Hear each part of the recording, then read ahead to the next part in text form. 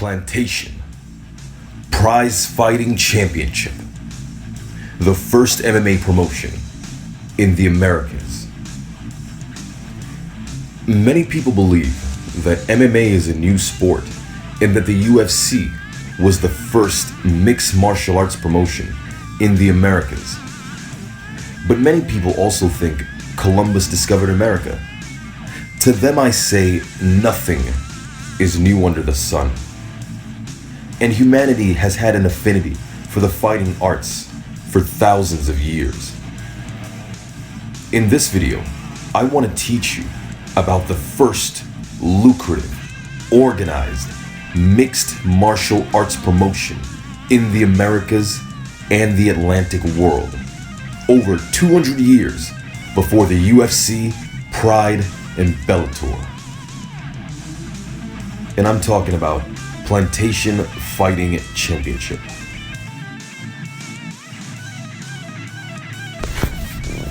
Now I know what you're thinking.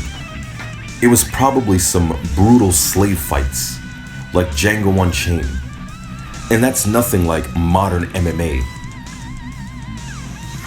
And it's not as technically sophisticated as modern mixed martial arts. Certainly not the same skill level. Well, not exactly. But in order for you to understand the sophistication and skill level of these fighters, I have to paint a more accurate picture of history. As the good book says, nothing is new under the sun. Even the superb martial arts technique of modern MMA fighters are nothing new. Not the kicks,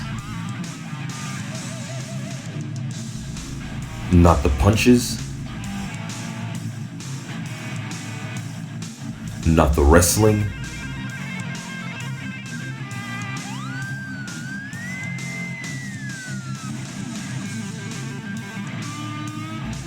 the popular consensus is that martial arts came from China, Japan, and Korea.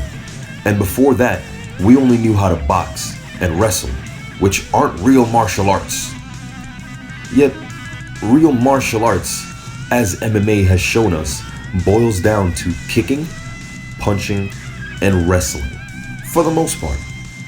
So what did Asian martial arts contribute if we already knew how to punch and wrestle in the West?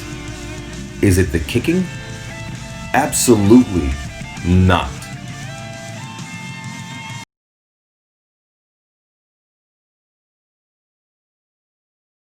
Capoeira Angola, Agia, Laja, Danmai, as well as the Charleston, existed in the Americas since the 1600s and in Africa for thousands of years before that.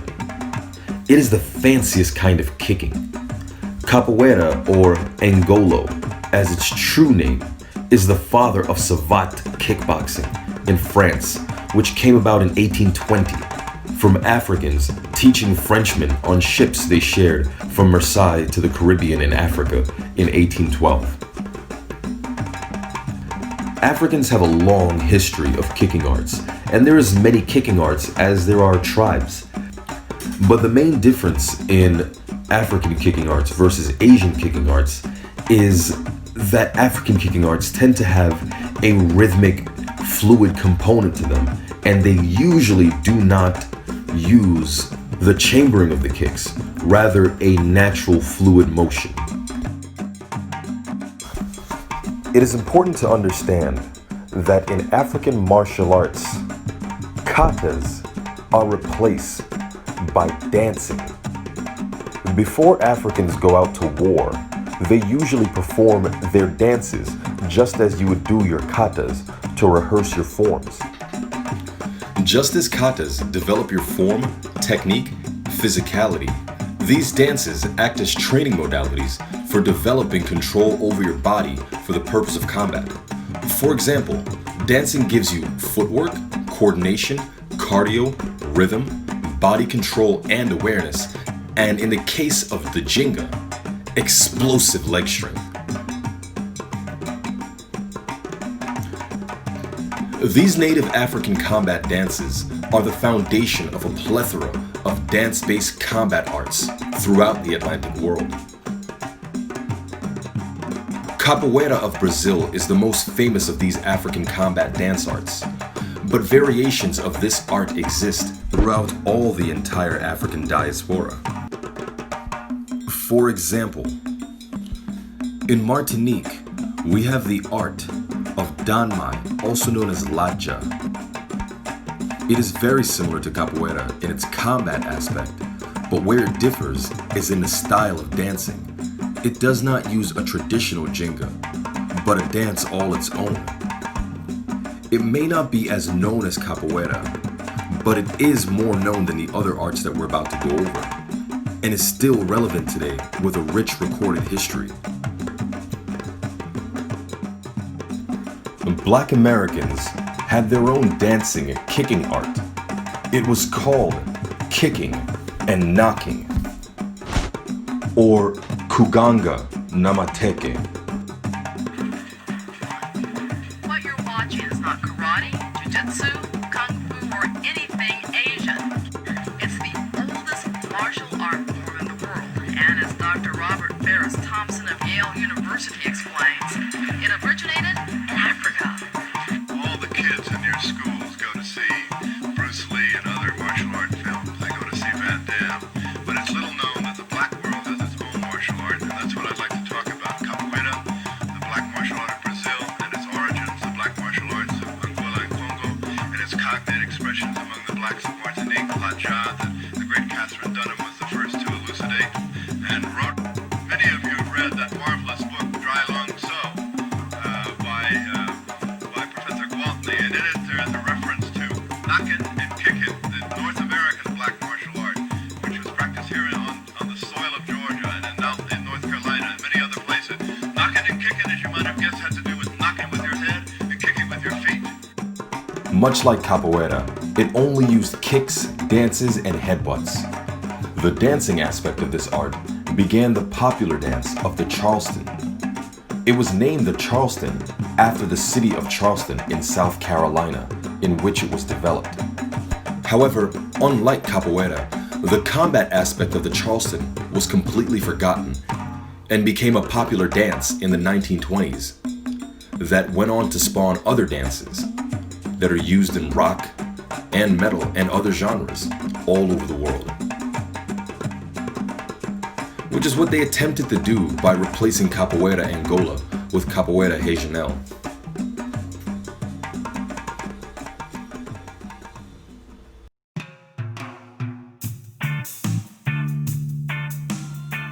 Jamaica seems to have lost its dance combat arts to colonial influences, yet there are many records of Jamaicans wrestling, stick fighting, and foot fighting with dancing in the 1700s.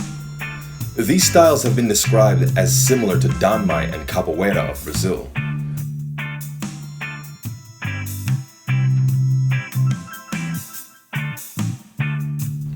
These dancing and kicking skills were exhibited in the festival known as John Canoe, in which it was recorded in 1737 that they had dramatic dancing and fighting skills.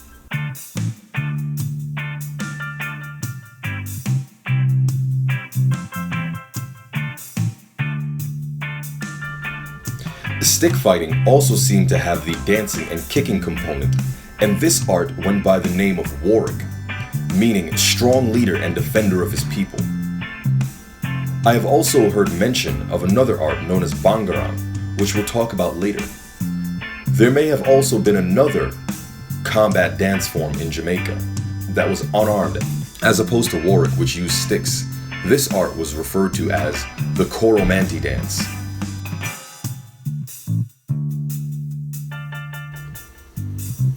In Cuba, we have the art of mani.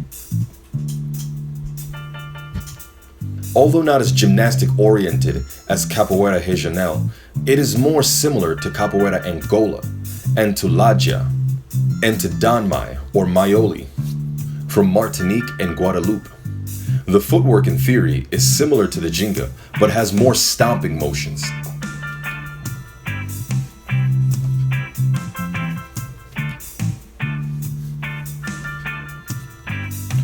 In Curacao, they have the art of tambu, which has completely lost its combat aspect and has been reduced to a simple dance.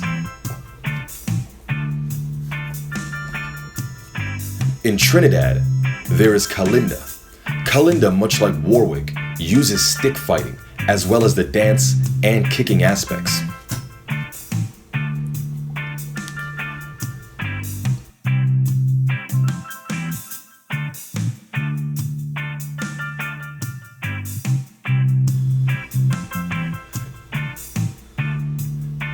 The merengue art of Madagascar deserves an honorable mention.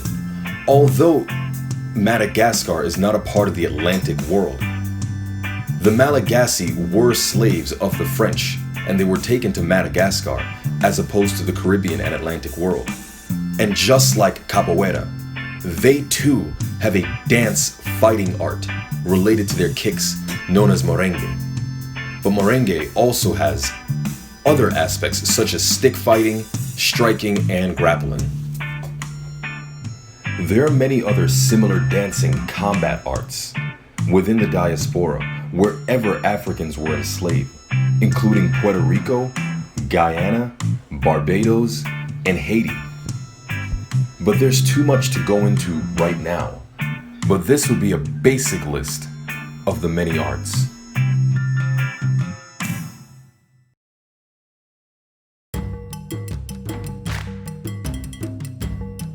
In ancient Africa, they had perfected boxing and wrestling 3,000 to 6,000 years before there was a Greek Empire, a Roman Empire, a Chinese Empire. The Egyptians and Nubians competed in boxing and wrestling with each other seasonally to worship their gods. Meaning they literally wrestled religiously. Wrestling is deeply entrenched in African spirituality, and there are stories about Africans going into the spirit world to wrestle, such as the story of the great Akpi, which I'll be doing a video about. And even Yisrael, the Hebrew, who got his name from wrestling in the pineal gland with God.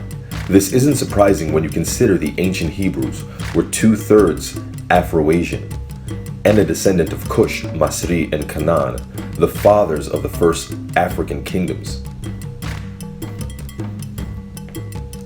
The detailed hieroglyphs show that they did techniques such as ankle picking, half guard positions, and sweeping techniques. West Africa was settled by East Africans and Mesopotamians who migrated west due to invasion. This spiritual practice of wrestling, when the stars align, was carried into various West African cultures, and the style of wrestling that one did was indicative of the tribe where they came from. In Africa, men, women, and children practice wrestling. For example, Magba. Magba has a rich history of women's wrestling tradition. Stories tell of how wrestling was used as a form of discipline and punishment if young women were seen behaving unlike a lady. The other women would show up at her house at night and take her outside to wrestle her, one after another, until she was exhausted.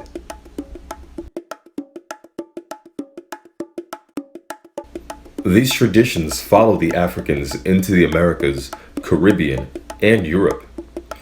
History documents that on Sundays and holidays, the Negroes would take to dancing and wrestling. Men and women and children, just as they did in Africa.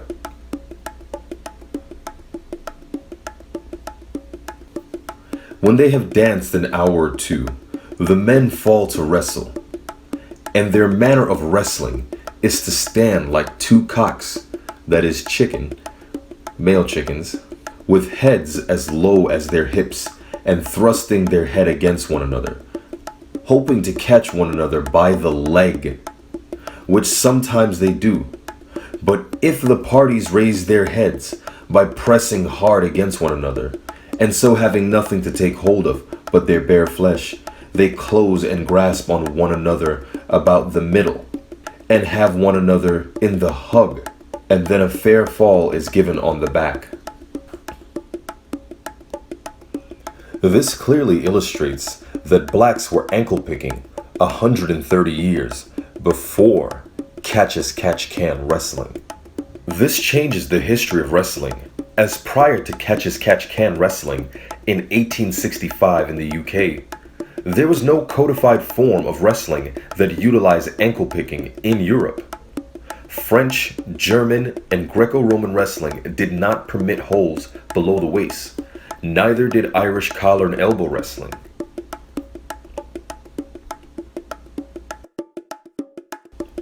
But as the name catch-as-catch-can suggests, it broke away from traditional European wrestling by allowing each other to catch whatever limb you can, a marked difference for the world of wrestling at the time. Meanwhile, in the African wrestling world, they had been doing catch rules unbroken 3,000 years before there was a Europe.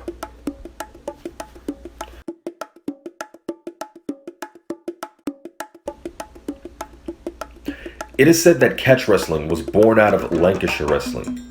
However, Lancashire is just north of Liverpool, a known slave ship harbor. Additionally, we have many records of enslaved Africans serving as martial arts instructors to white men and their children in the 1800s and perhaps even as far back as the 1400s. According to the memoirs of G.W. Offley, he taught boxing, wrestling, and fighting to white children. And after working on the railroad all hot damn day, he went and taught boxing classes. The fact that British catch wrestling started 200 years after they enslaved a race of people who wrestle religiously, as well as with these documented techniques, tells me that modern freestyle wrestling as well as catch wrestling are born.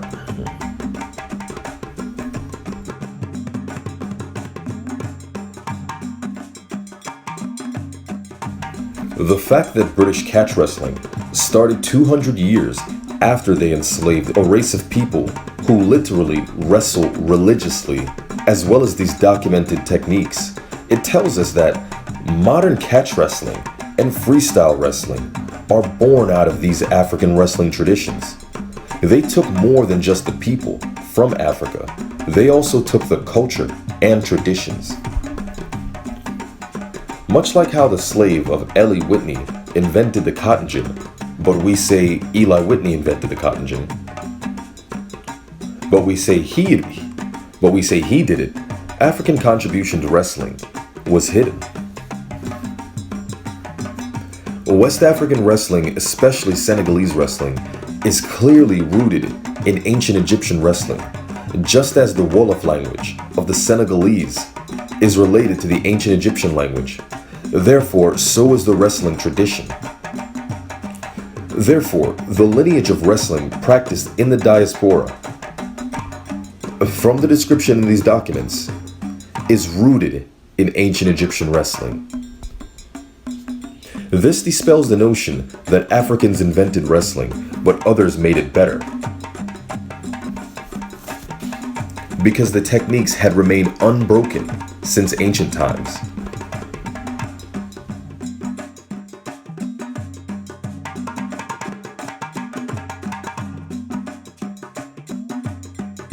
In Africa, styles of martial arts vary by culture and tribe. It is the same for styles of boxing.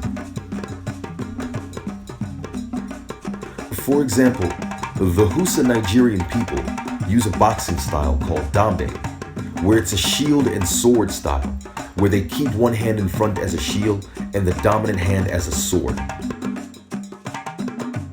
Deontay Wilder is of Nigerian descent, and his style reminds me a lot of the Hausa people. The Hausa people migrated to Nigeria from the Sudan, East Africa. Whereas in South Africa, you have Kandenka slapboxers who focus on footwork and not getting hit. Boxing and wrestling was a rite of passage for young men in Africa. In many traditions, you cannot get married until you've proven yourself in combat. Warriors can make it up the social rank by entertaining kings and the wealthy, or serving as bodyguards. Boxing, wrestling, and kicking, the martial arts in general, are heavily entrenched in African spirituality and has everything to do with their worship and their seasonal practices and holidays. Therefore, the Africans that were taken into the transatlantic slave trade were seasoned in boxing, wrestling, and kicking arts. Okay, everybody, please just quiet while I'm doing. You can move, but please just be quiet, please. Shh, I wasn't even talking. Okay, now, hands, elbows, head. Left hand, right hand, left hand, right hand. Left elbow sweep. Left, right. Now punish your back and punish. Left, right, lift. Bah. Now charge it. Now charge to the back. Now, basic. Now come and show me who in the village can duplicate this. Who in the village can replicate so.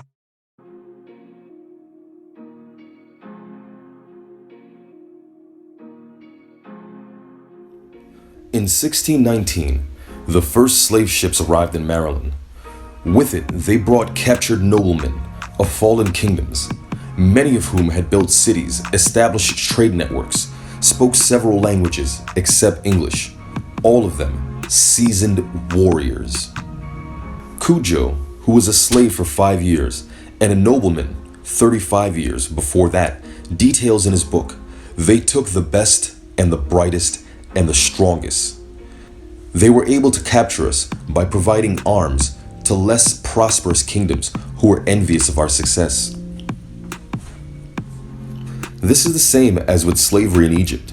Their slaves were knowledgeable and skilled, too valuable to let go. I say this so that you understand the people arriving were not unskilled or unintelligent. As it was told, they wore the finest clothes. But to make them look like barbarians, they were stripped naked and taken naked into slavery, to look as if they were inhuman. Contrary to popular beliefs, 150 years before Columbus, Africans were already here, living and trading with natives, eventually creating a mixed population known as Sambos, which is a misapplied word today. Sambos are Africans mixed with Native Americans. People such as the Seminole Indians would be an example. I'd imagine that they practice Native American martial arts in addition to their own African martial arts, but we'll explore that another time. Many people are of the mind that Lincoln freed the slaves. However, this is not the case. Much like King Judah, all we needed was God and our own hands. The truth is, blacks saved America multiple times. The South was on the verge of defeating the North, and in addition, the British was invading on the side of the South. This was averted by telling the British that the Civil War was about ending slavery, which it wasn't. They were forced to turn to blacks for help and promised them freedom in return. This prevented the British invasion as well as completely turned the tides of the war. This wasn't the first time that blacks, especially Maroons, were pivotal in America's war efforts. The War of 1812 and the Revolutionary War has many stories of blacks fighting for America. In fact, Jackson was supposed to do what Lincoln did, as he promised blacks if they fought, they would be free. But this poor idiot boy recracked on his promise.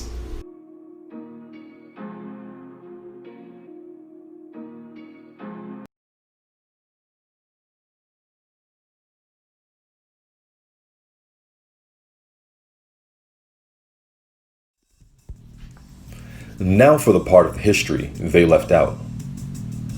During slavery, not every person of African descent was a slave. The Maroons were Africans who arrived as slaves but fought and defeated their enemies to earn their freedom. They went on to start Marooned Towns, hidden in the jungles and swamp. These towns coexisted with slavery as free towns since the beginning.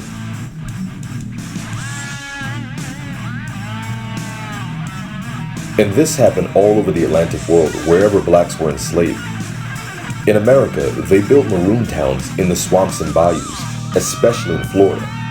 These maroon towns had thousands of free blacks, some runaways and some descendants of runaways that never knew slavery at the height of slavery. The community leaders were often free men with papers to prove it and their families, most of whom earned their freedom either fighting in wars such as the Revolutionary War and the War of 1812,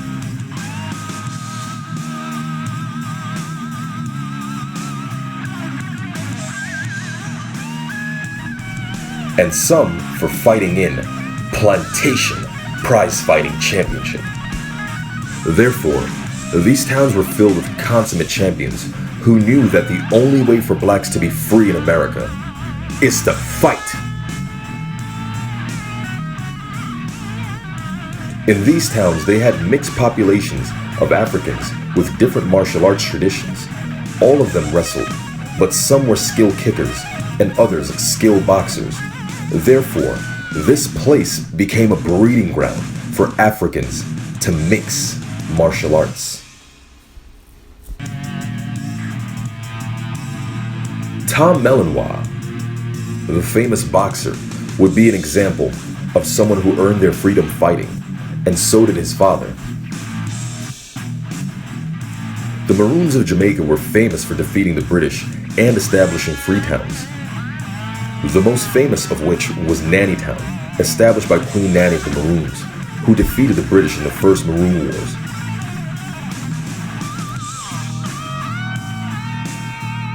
Maroonage also took place in South America in Brazil. They were referred to as quilombos, and there's legends of them using razors on their feet with capoeira to defeat their enemies in the jungle.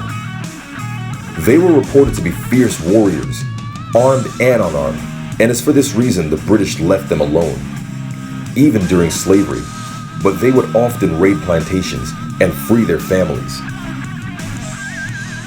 There are many stories about maroon towns that you won't hear about. And this is because they paint blacks in a different picture. They paint them as extremely intelligent and resourceful people who are also beyond physically gifted, especially in the realm of martial arts. The Maroons literally used martial arts to end slavery throughout various European empires.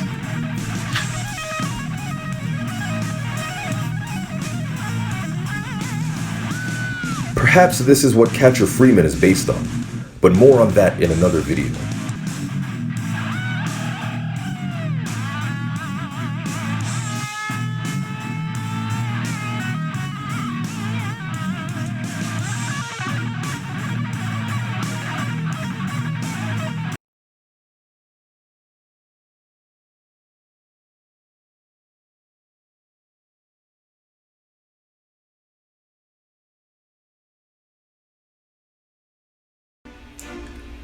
The Maroons of Jamaica, more than anyone else in the diaspora, maintain that they are the biblical tribe of Judah and that the slave trade is a Bible prophecy.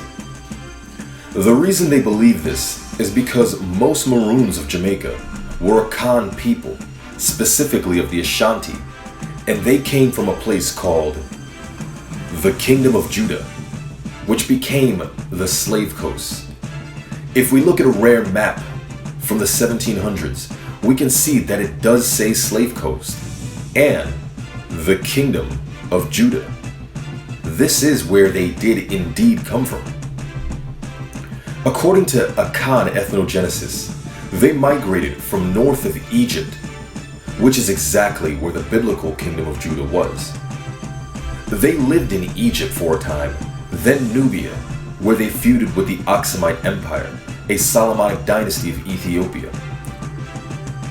In around 500 BC, they then moved to Sahel and then to the Gold Coast of West Africa. According to the Bible, the tribe of Judah, along with the other tribes of Israel, would be sold into slavery all around the world for 400 years by ship, naked, with yokes of iron around their necks. They will build societies, yet be at the bottom of those societies, and they will be hated wherever they go. This is because they were considered God's people, yet they served other gods. The Bible specifically mentions the tribes of Javan as being one of the slave traders, to whom the tribe of Judah was sold to. The descendants of Javan, according to the biblical table of nations, are as follow. People that came out of Javan include Spaniards, Portuguese, Britain, Romans, Venetians, Latins, Cyprians, Albanians, Macedonians, and Grecians. Now, can you name a group of people who were sold into slavery all around the world for 400 years, naked with yokes of iron around their neck, to the Portuguese, Spaniards, and Britons?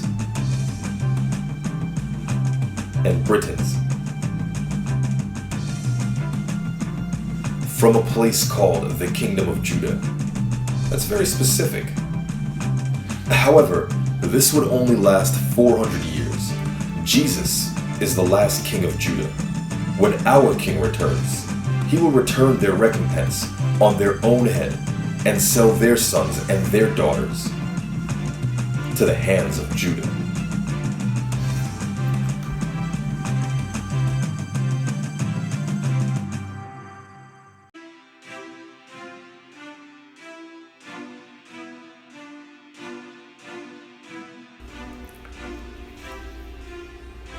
And according to Isaiah 14, the house of Israel shall possess them in the land of the Lord for servants and handmaids, and they shall take them captives, whose captives they were, and they shall rule over their oppressors.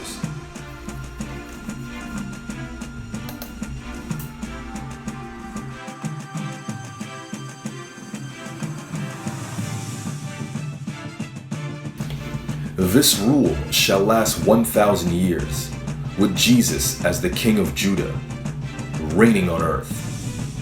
And those who wait for him shall not be ashamed. This has a lot to do with martial arts, in that Judah was a giant athlete warrior. He could run over 40 miles an hour, jump castle walls,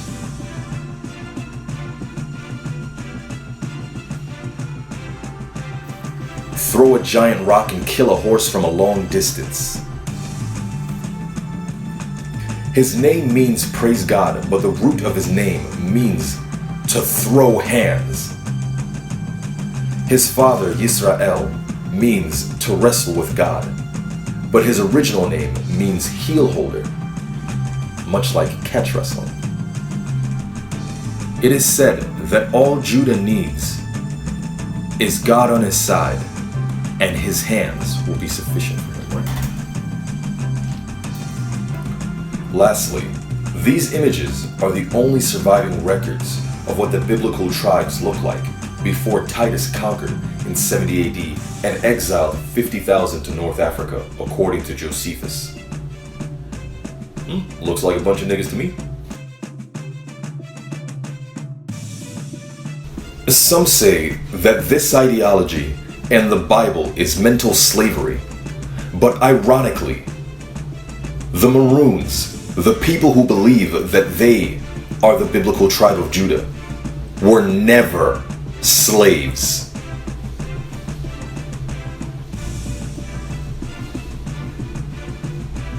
But the people who don't know where they come from were.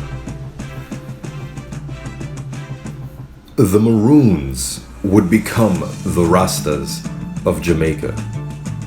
And this is the essential idea behind Rastafarianism. Personally, I disagree with Rastafarianism in that Rastas worship Haile Selassie as if he were the reincarnation of Jesus. That's idolatry. And if we are the biblical tribe of Judah, for doing something like that, we would go into slavery. So it kind of epitomizes and confirms their identity being Judah. They have the right idea, but somewhere Rastafarianism got corrupted. But then again, anytime you add an ism to it, it is a political tool to control a group of people and their way of thinking. It doesn't mean that the information is incorrect. It's just little white lies here and there.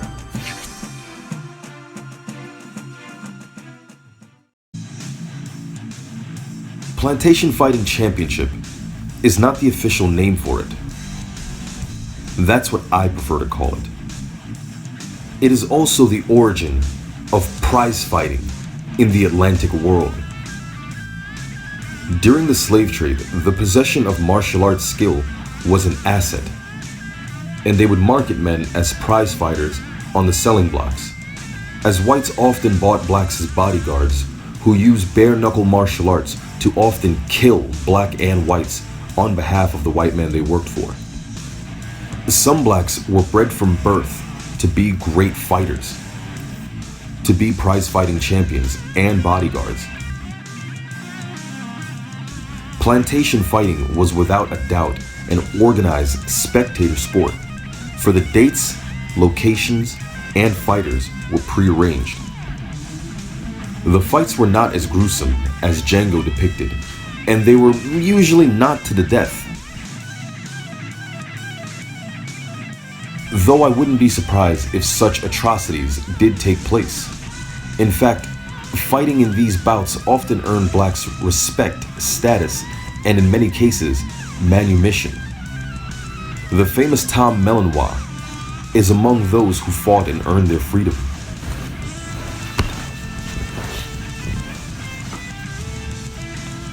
Organized fights was a huge spectator sport, enjoyed by both blacks and whites. As one former slave said, he was contemplating running away, but he didn't want to miss the fights, so he postponed it to a little later. Just as in today's combat sports, gambling is a huge source of money and was the driving force behind the plantation fights. There were essentially two types of plantation fights, local and interplantation. The local fights took place, as John Finley recorded, to see who was the best on the plantation. The local fights were organized by blacks themselves, but sometimes whites to establish a local champion. Some local fights, depending on plantations, were prohibited because of potential damage to workers, but took place nonetheless. Local fights took place every Saturday night, right after the Sabbath. They often got filthy drunk and partied and fought.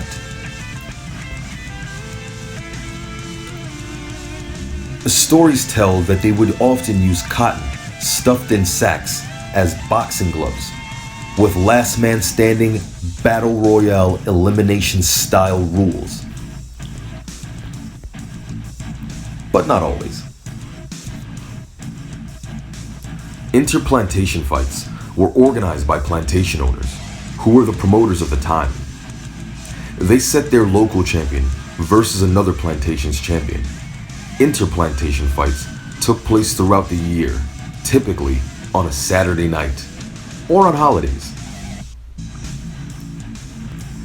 So the venue was the plantation, and the ring was either made of a circle in the dirt or people gathered around. Ring size averaged anywhere from 15 to 30 feet in circumference. Fighters were matched by size, which was the origin of weight classes in the Americas. There were no rounds or breaks, and fighters fought till someone gave up or couldn't get up. Everything was legal, aside from weapons. They boxed, they wrestled, they kicked, they used knees and elbows, headbutts, and biting. Many people erroneously believe that today's athletes are bigger, stronger, faster, and better than the athletes of yesteryear. But numerous scientific evidence proves that is not the case. In fact, boxers in the early 1900s and beyond didn't have rounds, didn't have gloves. Some even went 100 rounds when they did have rounds. If you compare boxing from then to now, there is no comparison. It was rougher, tougher, and way more dangerous, and so were the people. They fought hundreds or more fights than people do today. Additionally, they fought every week, if not every other day, hundreds of amateurs and hundreds of professional fights. Now imagine if you were bred from birth to be a fighter, wrestling from the time you could walk. This was the case for William Smith's father, a former slave.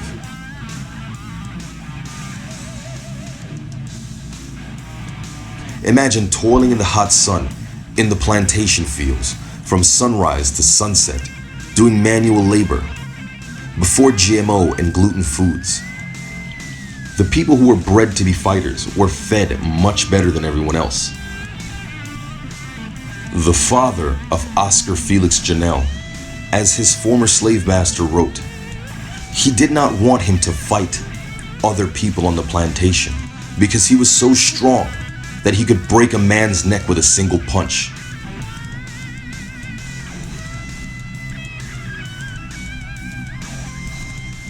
This was essentially the origin of the fear that ordinary white citizens had for the Black Power.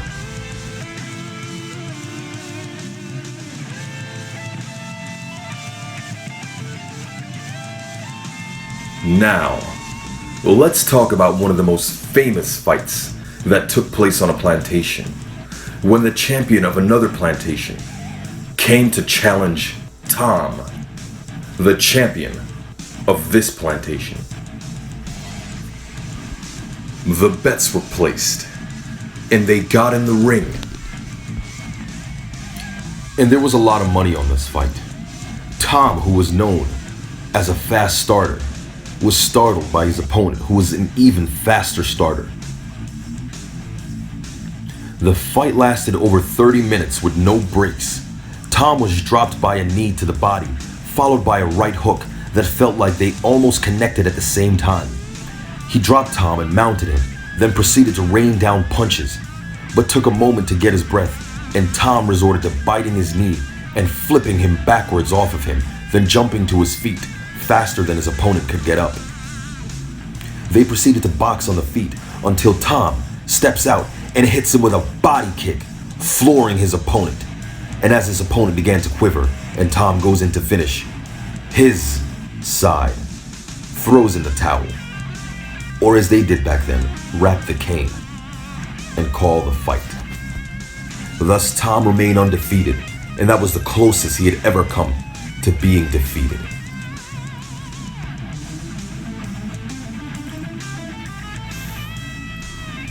There's another story about the Salt River Tigers versus the Plum Creek Tigers.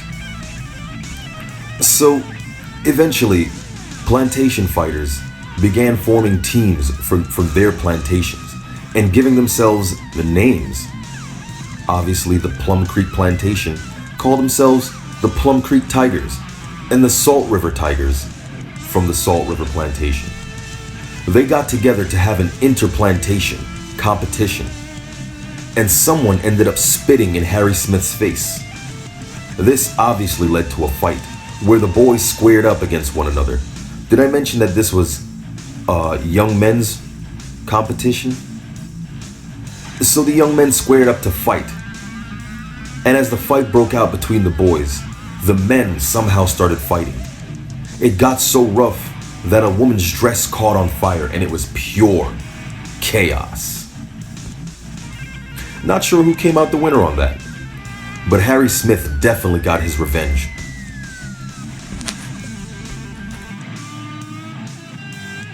Plantation fighters not only served as entertainment and as a source of great income for whites, but also as bodyguards who used unarmed martial arts with lethal effectiveness.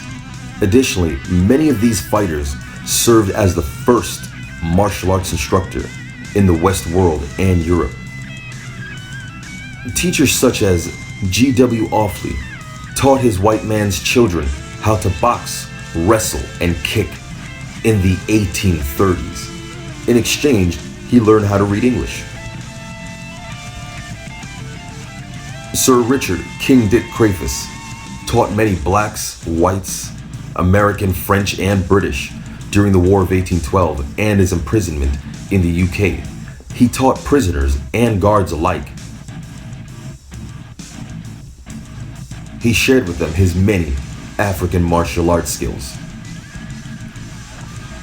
Soon after this, many new martial arts began popping up in the Atlantic world, especially in harbors and port cities that had slave ships.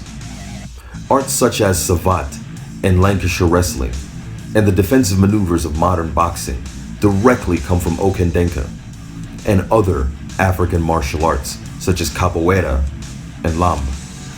As such, prize fighting was no longer a sport of black slaves, as white men from all nations began to compete. And it became known as prize fighting, and it left the plantation. Plantation prize fighting is the godfather of modern combat sports in the Western world. The sport of boxing, prize fighting, MMA, kickboxing, all got its spirit from these plantation fights. Therefore, it is not surprising the level of corruption and greed in prize fighting, especially towards black people. Imagine at one time, as a white man, a black man would fight, and the white man would make every single dollar and simply give the black man a few perks to keep him happy. This is what Barry Hearn and Eddie Hearn, and many boxing promoters, this is the mentality they still operate by. And this is exactly what Barry Hearn meant when he said this. He's not tied up like the slave contract of yesteryear. When I was running boxing, it was much easier. We were slave traders. We had these guys and they were working for us and we was the boss. The pendulum has swung. Now I have to say, Mr. Dillian White. I have to be respectful. And it's really a nice position to be in because we can be honest with each other. Back then, Barry's ancestors didn't have to pay Dillian. And when Eddie talked about having fights in his yard, he was talking about plantation fights. This is why DAZN, Matchroom, Top Rank, Golden Boy, all these promotions not run by black people offer these extremely popular black fighters pennies for their fights, while offering Canelo and Golovkin, non-Americans, $30 million plus equity in the company. These guys don't even speak English, and you're trying to sell them to American fans. This is also why DAZN tried to underpay Wilder while paying white fighters a killing. Yet the sport today, just like the beginning, revolves around the black fighter. Since the days of Tom Melanois, till this day,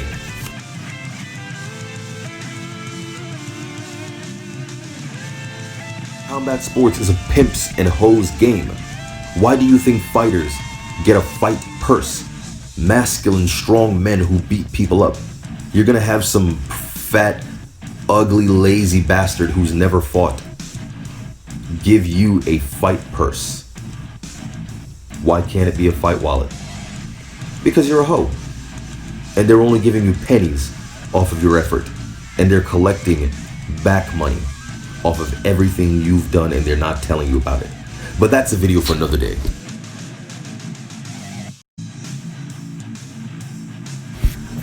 Thank you guys so much for tuning in. This video took me an extraordinarily long time to complete.